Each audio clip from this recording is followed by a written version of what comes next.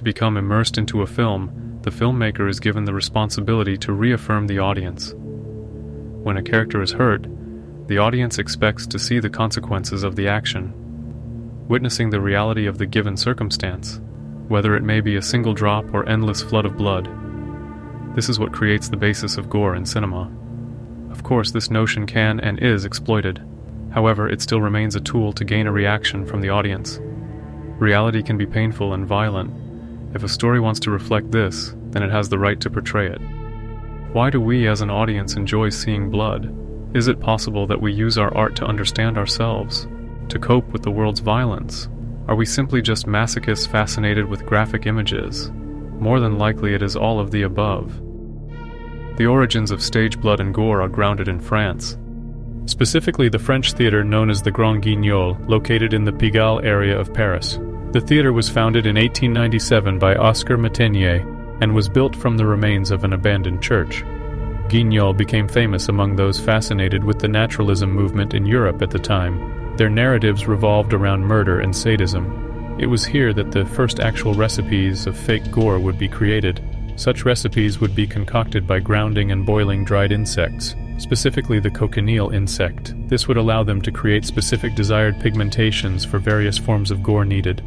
If a more viscous style of blood was desired, it would call for the recipe to set longer and congeal. The less viscous style would require a long boiling process. Arguably, the first Scream Queen can also be traced back to the Grand Guignol, Paula Maxa, who predated others such as Greta Schroeder, Mary Philbin, and Fay Wray in King Kong. Maxa would claim to have been killed on stage in 60 unique ways. Famous plays to appear at the Grand Guignol included Le Laboratoire des Hallucinations, La Dernière Torture, and La Prince de la Terreur. An example of the execution of said effects can be described using a scene from previously mentioned Le Laboratoire des Hallucinations, or The Laboratory of Hallucinations. In this story, a doctor discovers his wife is having an affair with another man. The doctor retaliates by performing gruesome brain surgery on the adulterer, who then becomes a hallucinogenic zombie-like creature. The now mindless patient responds by chiseling the doctor's head. The Grand Guignol's fate would be met with its closing in 1962. While plenty of still photos exist of the theater in its prime, the only known footage is found in the 1963 documentary Echo, directed by Gianni Proia. The documentary captures the final performance at the theater.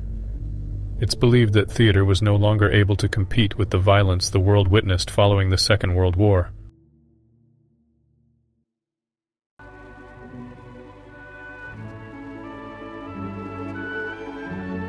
The arguable first moving picture, The Horse in Motion in 1878, inspired storytellers to use the medium. It would require 17 years following the first motion picture until a story depicted blood, The Execution of Mary Stuart, 1895.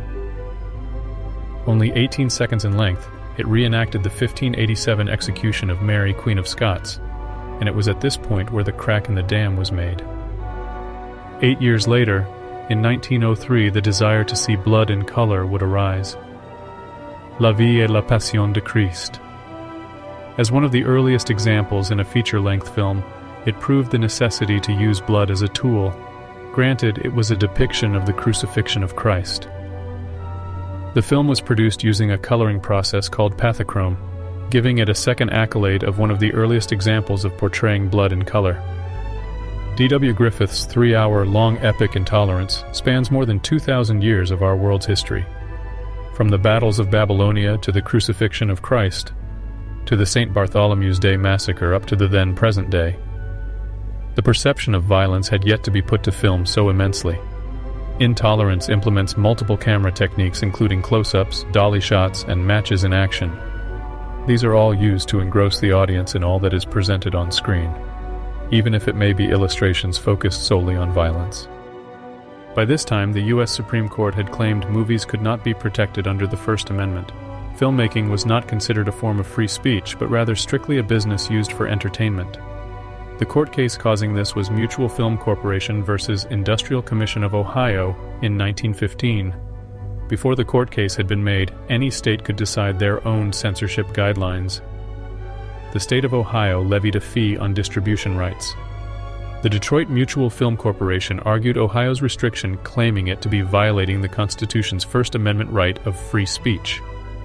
The Supreme Court agreed with the state of Ohio with a 9-0 vote, causing the censorship of films for the next 37 years. This decision would snowball into further forms of censorship in the film industry. Main examples include the Motion Pictures Production Code of 1930, also known as the Hays Code. The code's guidelines can be broken into subcategories: sex, vulgarity, obscenity, profanity, costume, dance, religion, location, national feelings, title. These rules would dictate what was shown on screen, preventing graphic scenes of violence, and that during the golden age of Hollywood. Relief from the code would not begin until 1952, due to yet another legal battle, Joseph Burstyn Inc. versus Wilson, also known as the Miracle Decision. The Supreme Court overturned their decision of 37 years prior. The case recognized motion picture production as an artistic medium that should be protected under the First Amendment right of freedom of speech. While the long-lasting censorship was strong in the United States, other countries had little to no stranglehold and still displayed forms of gore in their films. In the Soviet Union, 1925, Sergei Eisenstein directed Battleship Potemkin. France experiments with the release of Un Chien Andalou, directed by Luis Buñuel and written by Salvador Dali. Italy's 1936 grotesque Il Caso Valdemar, as well as the forever influential German Expressionist movement, which forced audiences to leave their comfort of realism. Hollywood has always been a business at heart. The industry in the U.S. took note that other countries had potential to outperform Hollywood. When foreign studios showed no fear as to what could be shown on screen, it was no coincidence that the Hays Code weakened. However, in the United Kingdom, filmmakers were fighting battles of their own against censorship. The British Board of Film Censors was the country's equivalent to the United States Motion Picture Production Code.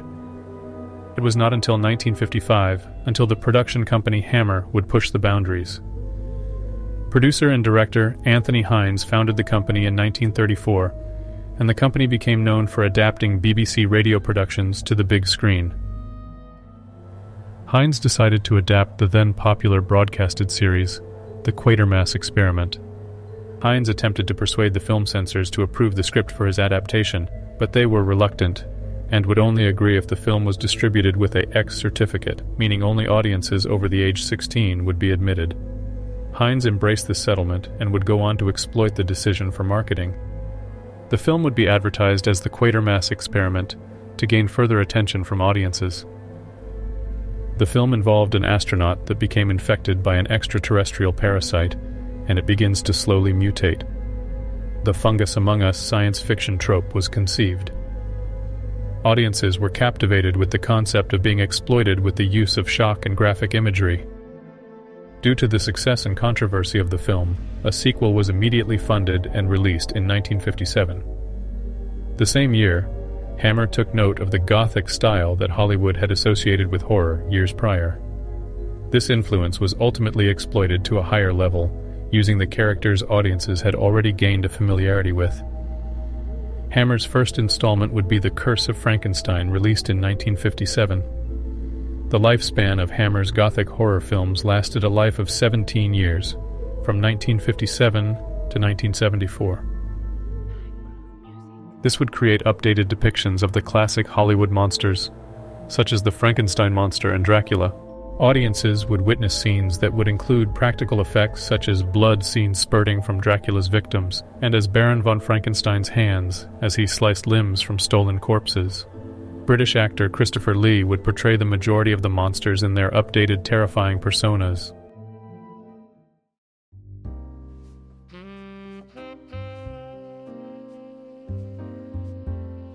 Alfred Hitchcock's Psycho took advantage of the decay of the Hays Code with several uses of what was then considered too taboo to show on screen. Most famously, the scene in which Norman Bates stabs Janet Leigh's character to death in the shower. This scene alone shocked the entire world. Other countries, primarily in the UK due to the BFCC, demanded censorship in order for the film to be screened. The UK cut the sounds of stabbing along with any brief shots of nudity. In New Zealand, the scene where Bates cleans his hands of blood after the murder was removed. Ireland initially banned the entire film until several other scenes were censored. Hitchcock made chocolate syrup his practical effect of choice in order to depict blood on screen. As opposed to using a more complicated recipe, the syrup proved to be just as convincing of an effect in black and white. Hitchcock had created an entirely new genre of horror films with the use of one simple ingredient. 1960 became a pivotal year for other countries as well. Around the world, production companies were pushed and shoved to become more lenient with their guidelines. Britain's Peeping Tom, France's Eyes Without a Face, and Japan's Jigoku. However, Italy confessed itself to be the most blood-hungry in cinema. Italy released several films such as Black Sunday, Playgirls and the Vampire, Mill of the Stone Women, in which birthed their own renaissance of gore.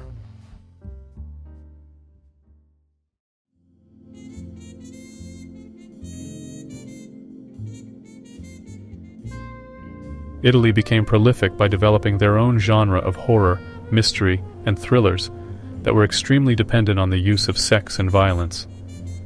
In 1963, Mario Bava directed the first giallo film, The Girl Who Knew Too Much. The same director who directed Black Sunday 3 years prior. The plot revolves around a woman, Nora, who while on vacation in Rome witnesses a murder. She tries to explain what she had witnessed to the police, but they do not believe her. While staying with a family friend during her vacation, Nora begins her own investigation of the murder. Nora discovers newspaper clippings of related murders done by someone referred to as the Alphabet Killer. Upon further investigation, she receives a call threatening her as the next victim. Nora develops multiple friendships along her trip, but begins to suspect one of them as the killer. After an evening of searching, Nora returns home to find a man that fell victim to murder. Nora is confronted by her friend after discovering the body.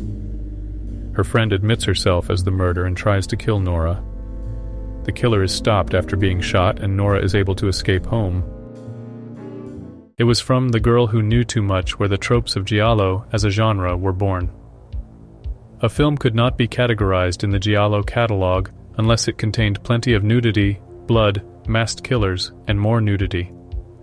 Particularly between the years 1971 to 1975, directors became the most prolific. Over 100 giallo films were produced in the span of the 4 years. Notably, films produced by returning directors throughout the decades. By the late 1980s, the main ingredients to giallo films became too cheesy and campy for the genre's own good. While the popularity of giallo faded, it influenced new genres to follow. B-movies that could only be found at the drive-ins in America wore their influence from Italy proudly.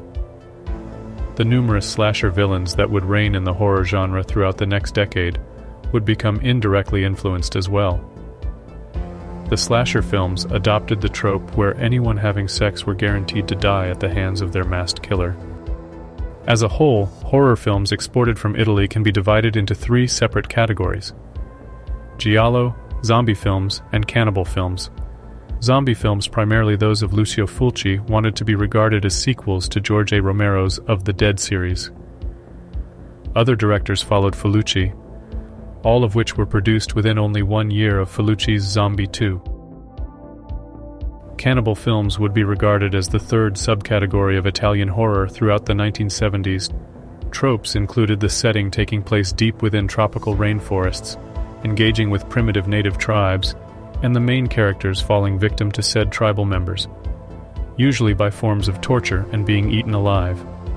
The arguable first of the subgenre is Umberto's Man from Deep River, 1972, the same director responsible for several defining giallo films. Other contributions included Joe D'Amato's Anthropophagus. In 1980, the most recognized cannibal film was released, Ruggero Deodato's Cannibal Holocaust. The basis of the film features a crew of anthropologists traveling the Amazon rainforest, collecting footage for a documentary. The majority of the film attempts to be sold as found footage. During their exploration, they cross paths with a cannibalistic tribe, Yanomamo. Members of the crew are killed and eaten by the natives. Killings of both crew members and natives are depicted in full. Several of the characterized natives are shot by the crew's members. Female natives disemboweled and sacrificed by impalement. Crew members are also cannibalized by Yanomamos. Leaders of the anthropology crew are portrayed as the main antagonists of the film, therefore killed and eaten far more grotesquely than the rest. The film also contains a spattering of more shocking imagery, including actual animals being killed, primarily decapitations of numerous species. A tortoise, monkey, and a pig shot directly to its head. A scene also shows Felipe Ocana's leg being amputated after being bitten by a poisonous snake. A court case would follow the film's premiere. Deodato was accused of having shown actual scenes of murder in his film. All copies of Cannibal Holocaust would be confiscated until said charges could be disproved. The prosecution towards the film became even more justified given the showcasing of animal cruelty throughout the film. Before the production of Cannibal Holocaust, Deodato had the actors sign contracts preventing them to appear in any forms of media promoting its release. This was done to sell the film as an actual documentary of recovered footage. Deodato would ultimately regain contact with the actors of the film to prove none were harmed during production. Deodato would also go on to reveal how specific practical effects were achieved. The scene in which a character is impaled on a wooden stake was revealed to be a rigged bicycle seat attached to the pole. The actor also held fake blood and a disguised piece of the stake in their mouth. Several forms of worldwide censorship would be made to the film. Cannibal Holocaust would be banned in countries such as the United States, New Zealand, Australia, Finland, Iceland, and Singapore. In the UK, the BBFC added the film the list of video nasties, preventing it from being released on home video. Although that film was proven to contain no actual depictions of human murder, the real uses of animal violence continue to make Cannibal Holocaust one of the most controversial films ever made. Traces of the film's influence would go on to be found in works such as The Blair Witch Project, The Green Inferno, and countless competing snuff films to come.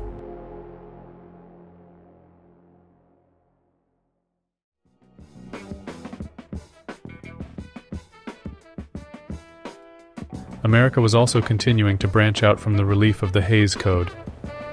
This was caused by growing jealousy of what other countries could show in their films. Low-budget independent filmmakers began to care less about the artistic integrity for filmmaking, and more into the fastest, cheapest way to profit off their work. A matter of solving what controversies could catch public eyes the most efficiently. The formula of producing films with shocking titles, plenty of gore, usually semi-pornographic double features, capitalizing upon the public's desire to see graphic content, convincing audiences they were getting the most bang for their buck, birthed its own genre. Screenings of Grindhouse movies took place primarily in theaters in urban neighborhoods and drive-ins.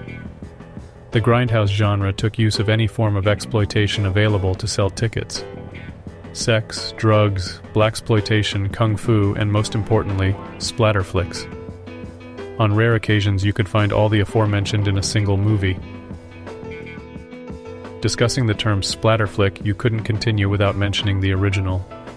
Released in 1963, Herschel Gordon Lewis, America's godfather of gore, directed Blood Feast. One of the most pivotal points in the history of gore. The film was produced on a budget of $24,500, or $244,500 by today's inflation. The plot follows a killer targeting and mutilating women in order to make sacrifice to the Egyptian god Ishtar. Herschel Gordon Lewis made it his trademark for making the bloodiest movie with the lowest budget possible. Blood Feast contains forms of splatter spanning the gouging of eyeballs, removal of a tongue, skull smashing, whipping, and an entire body crushed in a garbage truck. Lewis has been quoted describing his style as no good but the first of their kind.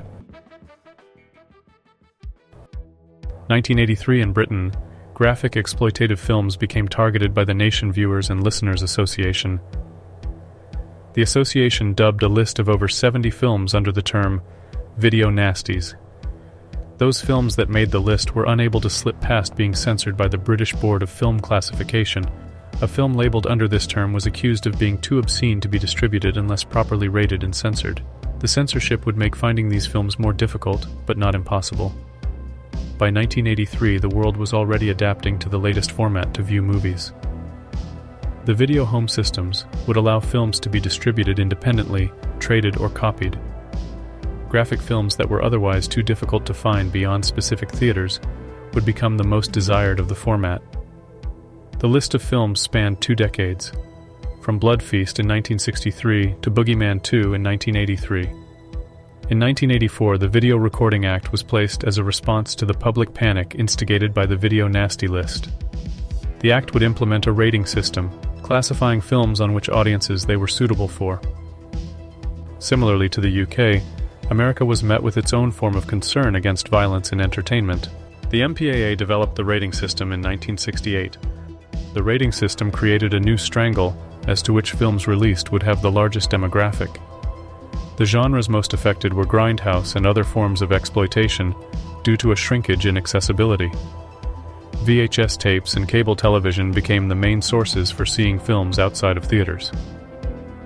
In 1980, Ronald Reagan was elected president, bringing a rise in conservative ideology to the United States. Parents were warned that the VHS tapes their children were obtaining contained material too violent and obscene. Similar to the creation of the Parent Music Resource Center during the same administration, a committee that was responsible for creating the parental advisory sticker that would begin to appear on album covers. This in turn would only work as promotion for the deemed too inappropriate forms of entertainment. The forbidden fruit effect would only make people want what they couldn't have even more. Unrated films became all the more rare, resulting in increased demand. Bootlegging, copying, and a trading community of VHS would rise. From the 1970s through the 1980s, cable television subscribers rapidly increased, giving anyone of any age the access to watch whatever they could find. Hollywood was faced with the challenge of convincing people to watch films outside the comfort of their homes. They were once again forced to become more lenient as to what could and couldn't be seen on screen.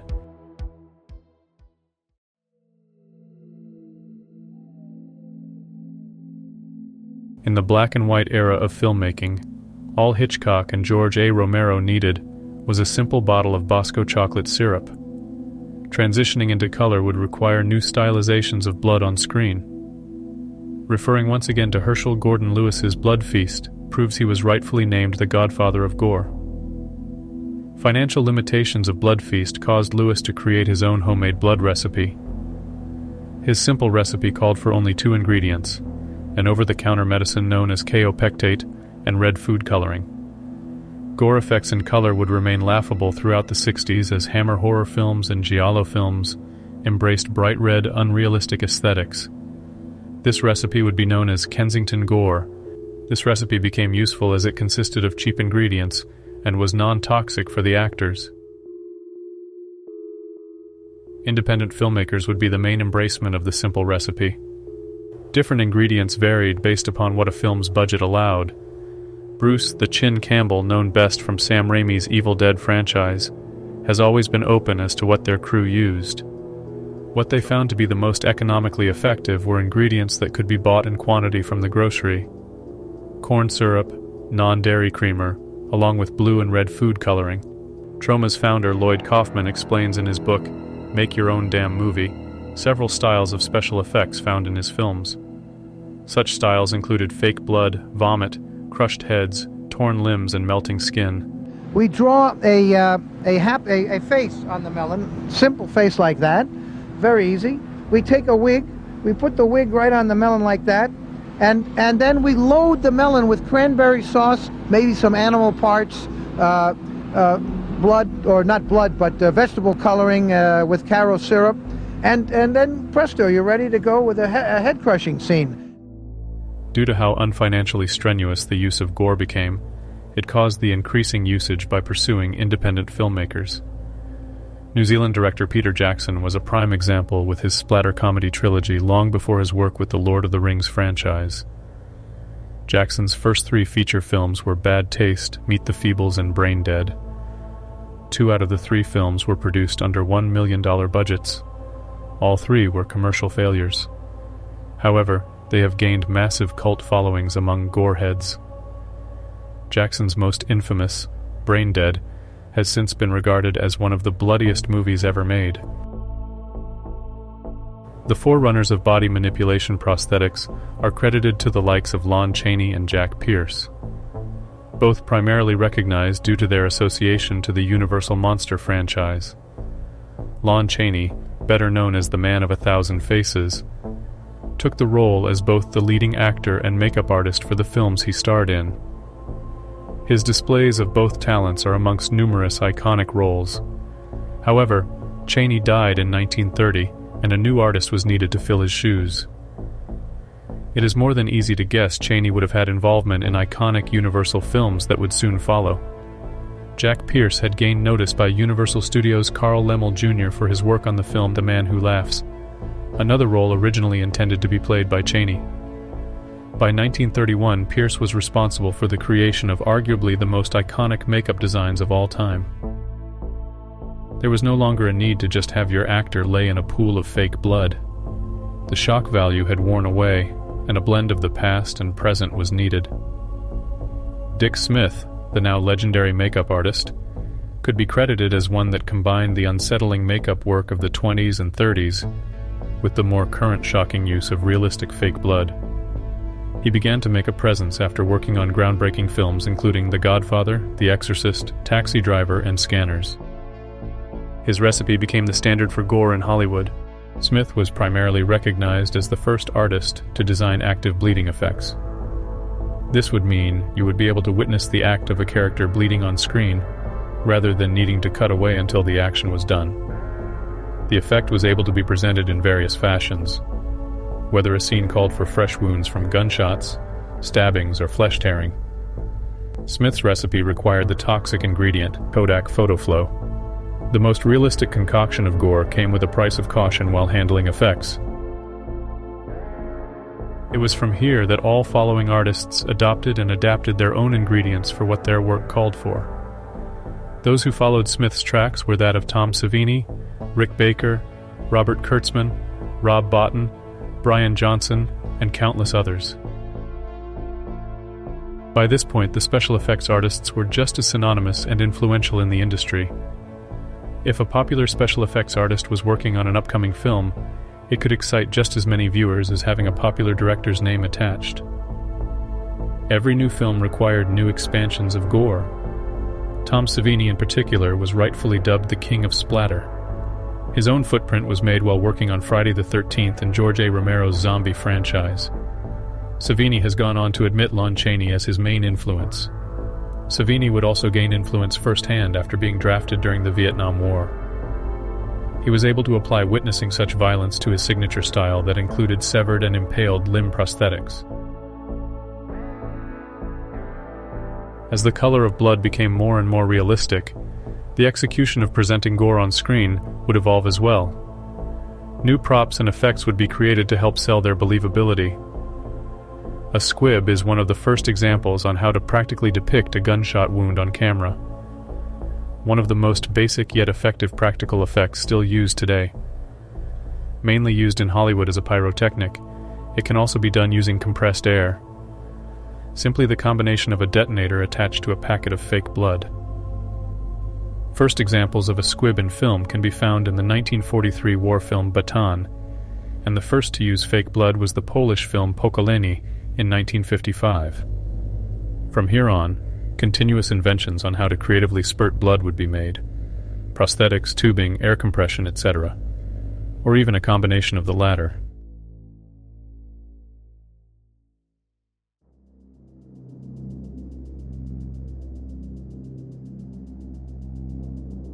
The transition from the 70s into the 80s and new genre, the slasher film, would become the poster child of gore. All aforementioned depictions of blood and violence would be turned up to 11 in the slasher genre. The defining tropes of blood, sex, and iconic killers would be milked dry over the next half-century. While slasher movies would be beaten to death, it should be recognized for its effectiveness during its prime. Creativity on how the villains could kill their victims became an art form in of itself. Hitchcock's Psycho is usually credited as the first slasher. Before the genre had its name, there is a list of films that led to its creation, all containing a masked killer that would hunt its victims one by one. Films including Blood and Black Lace and Fright in 1971, Texas Chainsaw Massacre and Black Christmas in 1974, most notably 1978 John Carpenter's Halloween, which would become the highest profitable independent film at the time. This would birth the golden age of slasher movies, spanning from 1978 to 1984. Slasher movies intended to be single installments would continue to be produced, but it was those that could be franchised that thrived. Mascot after mascot would be added to the roster. Why audiences became engrossed in the genre may have had to do with current fears in the real world. According to statistics presented through Radford University and Florida Gulf Coast University, the data tracks the number of serial killers that have been active each year, with 1986 being the peak in the U.S. Generally, murders by serial killers in the U.S. was at its highest between 1970 and 1990, which is when some of the most sensationalized killers were active. In 1979, the trial of serial killer Ted Bundy captured America. It was viewed by millions of Americans being the first nationally broadcasted trial. During this period, America became engrossed in the real-world crimes of serial killers that were being broadcasted directly into their own homes. This is arguably one of the most benefiting factors to the rise in slasher movie popularity. Killers, televised through news, would be translated onto the big screen. As for any genre that was too profitable for its own good, the oversaturation of sequels, comedic tropes, and remakes would put slasher villains in the same vein as slapstick comedians. By the late 2000s, the genre had faded, but traces could always be found for those looking.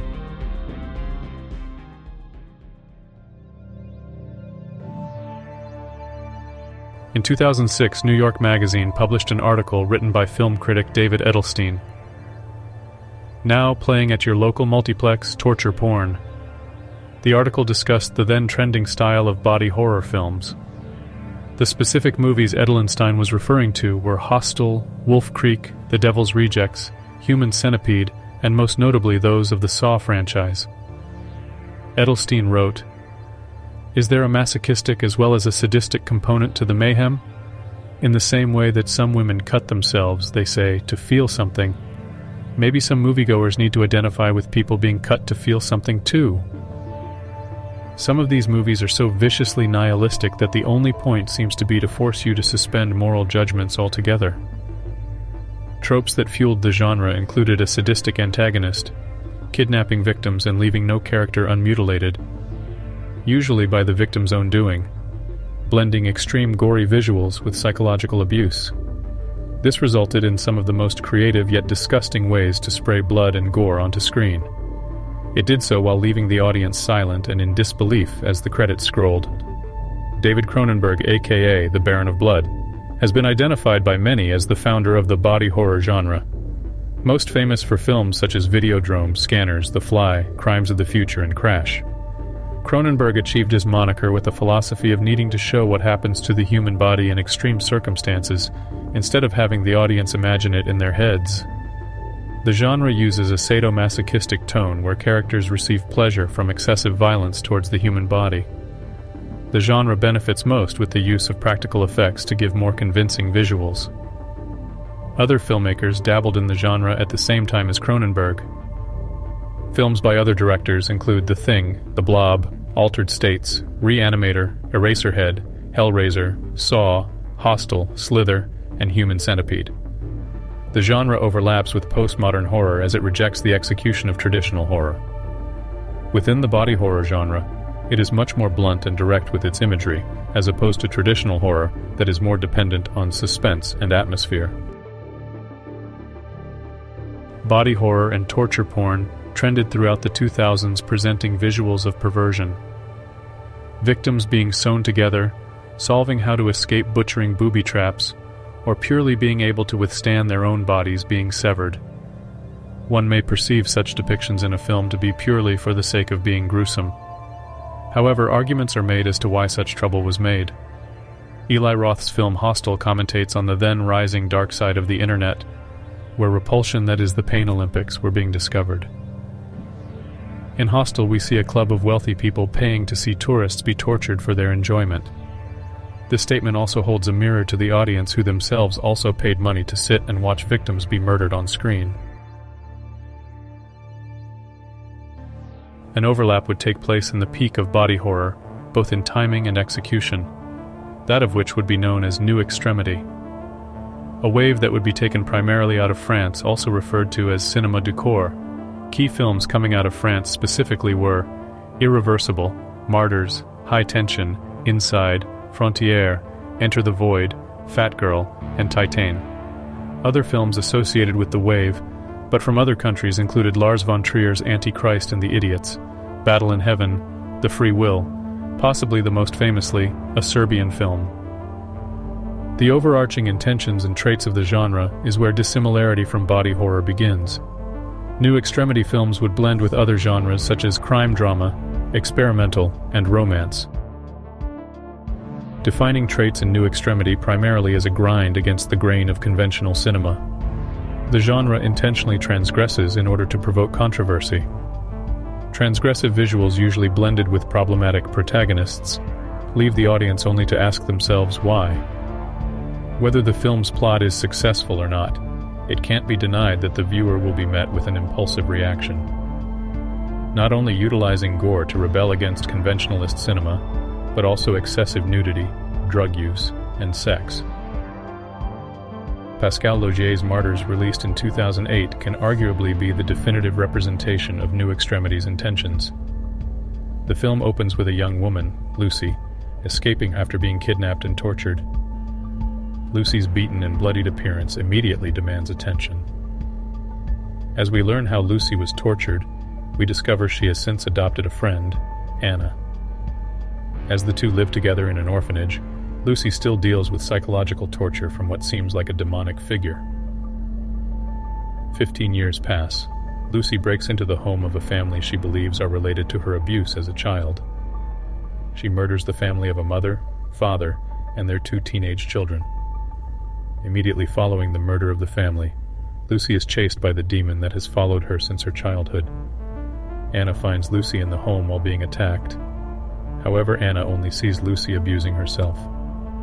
Lucy concludes the demonic presence is only a manifestation of her self-guilt, resulting in her suicide. The following day, Anna discovers an underground sanctum in the house belonging to a cult. Inside are more demonic-like creatures appearing enslaved, locked away by chains. The cult leader, referred to as Mademoiselle, reveals that they were responsible for Lucy's trauma. The cult's intentions being to find answers as to whether or not there is life after death. They do so by capturing and torturing young women and creating what they refer to as martyrs. Anna becomes their next victim and is beaten and ultimately skinned alive.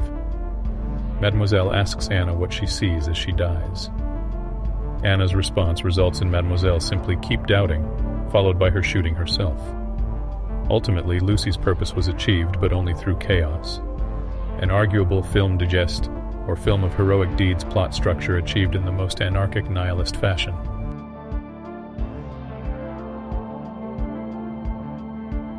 Pascal Logier is quoted saying, "I wanted to give the audience the impression that things happen right in front of them.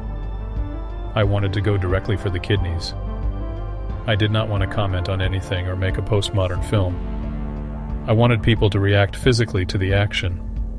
I liked the idea so much that the film went from the first 10 minutes fully into the action."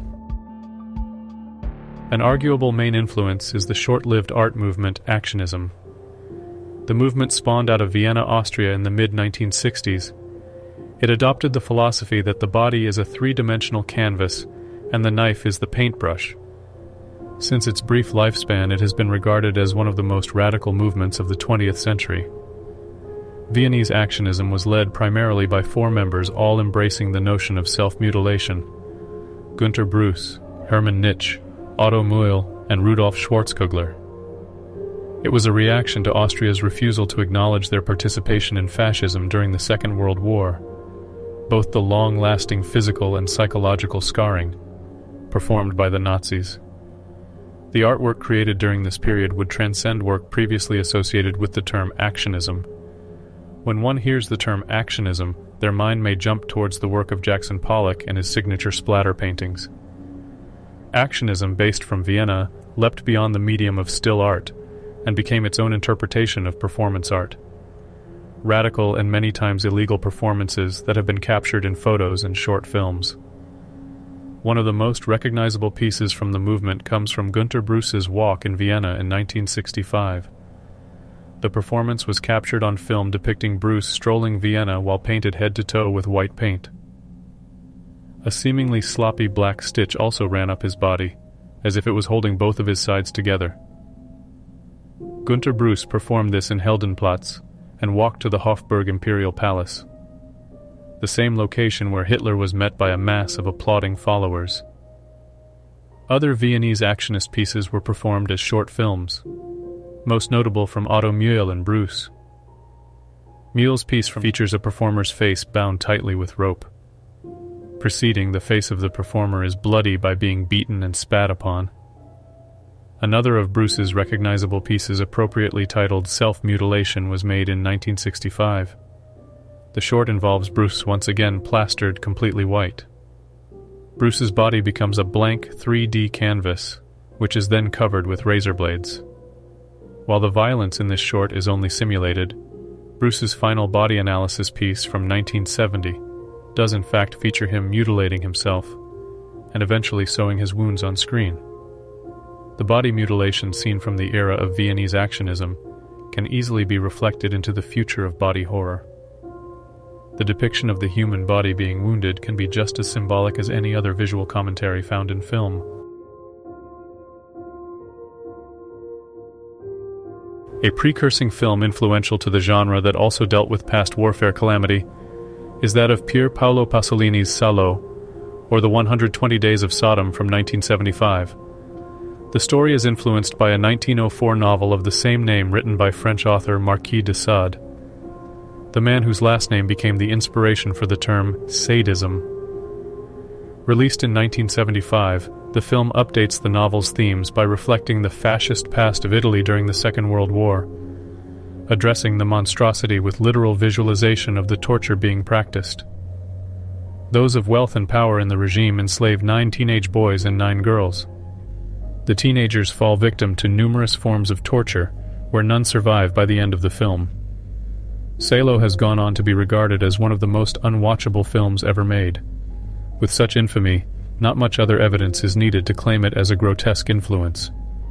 The director Pier Paolo Pasolini's philosophies make the film's aggressive execution all the more clear. Pasolini was an outspoken Marxist with a relationship to the Italian Communist Party. Spanning all across his forms of work, whether it be his films, essays, or poetry, he would make a point to protest fascism. His work such as Mamma Roma, a film based on actual events yet accused of being contrary to public decency, would contain neo-realistic examples of evidence behind the politics he refuted. However, Pasolini would not live long enough to witness reactions from his most effective film. On November 2, 1975, Pier Paolo Pasolini would be assassinated 3 weeks before Salo premiered in Italy.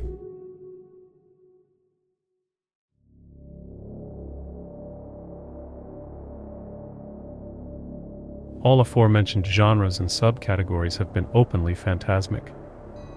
Some films play with the concept of what you're watching is real, but ultimately admit being fiction. While they may use imagery of blood and gore, it was never questioned if the audience are witnessing true acts of violence. This is where the intentions of Snuff and Mondo films come into play. Films that never want the audience to be aware of what they're watching is fiction. Defining characteristics include seemingly discovered lost footage and, more often than not, the killing of kidnapped victims. The iceberg of disturbing movies is a list that has circulated and edited among connoisseurs throughout the internet, specifically Reddit. The list is shared among those looking to test their limits of consuming graphic movies. By the bottom of the iceberg, films seem to only want to compete with one another in what can be shown on screen. As soon as the list reaches tiers below the surface, snuff films begin to emerge.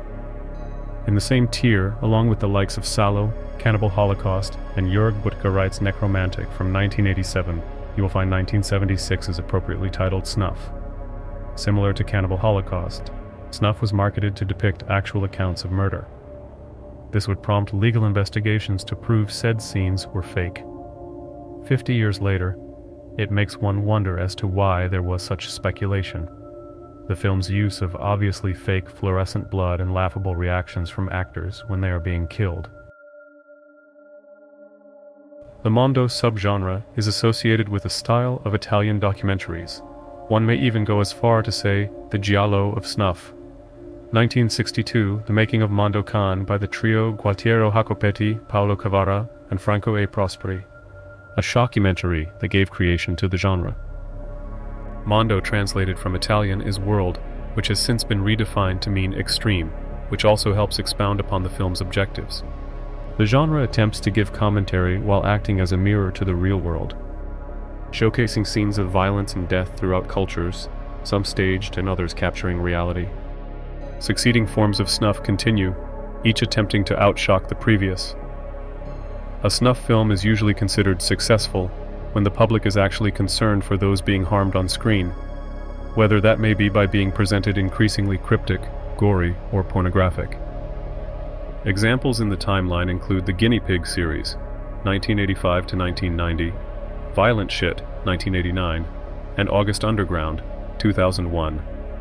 The internet has since become the main medium for snuff content as it's the easiest to watch and share the most graphic content possible. The competition has unquestionably increased due to how easily any person can create and upload what worst images they can devise. It just depends upon how deep you're willing to dive into the dark web. No Il Caso Valdemar means no Last Crusade. No Pocolini equals no Saving Private Ryan. The leniency toward showcasing gore has and will continue. Imagery that before could only be found in experimental or low-brow styles of filmmaking ages into becoming prestigious. Techniques founded in splatter, slasher, giallo, grindhouse, and those of low-budget independent films. Figuring out how to convincingly have a character be shot, stabbed, or their head smashed open. Contemporary and postmodern horror continue innovating new methods and interpretations for using gore in filmmaking. When someone hears gore in relation to filmmaking, more often than not, their mind would think of horror. However, with the continuing leniency towards the use of blood and transcendence of its depiction, it would become adopted into any genre that finds it necessary. The postmodern era has become aware of itself in full circle, applying old techniques to new. From the likes of Quentin Tarantino or Edgar Wright, blood in modern cinema is not a tool specifically reserved for horror. Techniques of horror cinema's past have since bled into any genre today. Whenever Tarantino is asked why his films are so bloody, his only response is, because it's fun. Both volumes of Kill Bill wear the badges of De Palma, Foxy Brown, and Kurosawa proudly. When you walk into a Tarantino film, you expect blood to spurt onto the camera lens. Edgar Wright has also adopted gore into his own films with very clear nods to his influences. Each installment of Wright's Cornetto trilogy adapts gore techniques from the past to amplify his comedy. George A. Romero's presence is apparent in Shaun of the Dead. Hot Fuzz's characters attempt to be Gloucestershire, England's bad boys. Pub crawlers in The World's End fantasize, what if Jackie Chan starred in Invasion of the Body Snatchers? Each Cornetto film transcends the forms of gore they took influence from. Distributors such as A24 have made their mark by selling films specifically too disturbing for mainstream film companies. Films distributed through A24 from filmmakers including Ari Aster, Robert Eggers, and Ty West, all of which leave you as the viewer in a state of enjoyment and confusion as to what blending of genres you have just witnessed. Evidence by today's standards range from seeing the latest installment of a horror franchise to action, or why we laugh at disturbing slapstick comedy. Into the present day, blood and gore continues as a tool for storytelling. Modern sources of content such as the internet allow us to see how bloody the real world truly is. Yet, it still remains essential in the filmmaking process. Across all genres, nothing has proven to be more efficient than gore to engage with the audience. We will always acknowledge our fundamental hedonistic behavior, whether it is to evoke fear, disgust, sadness, anger, empathy, or even laughter.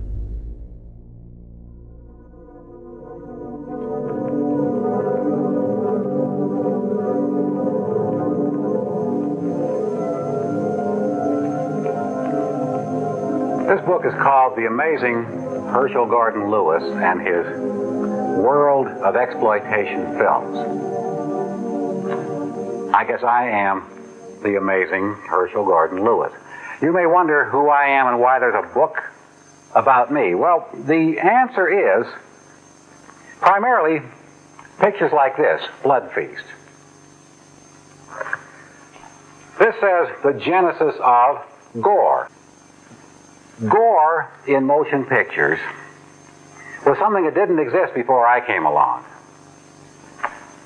We began to make pictures which now appear in anthologies, and many of them are released on videotape.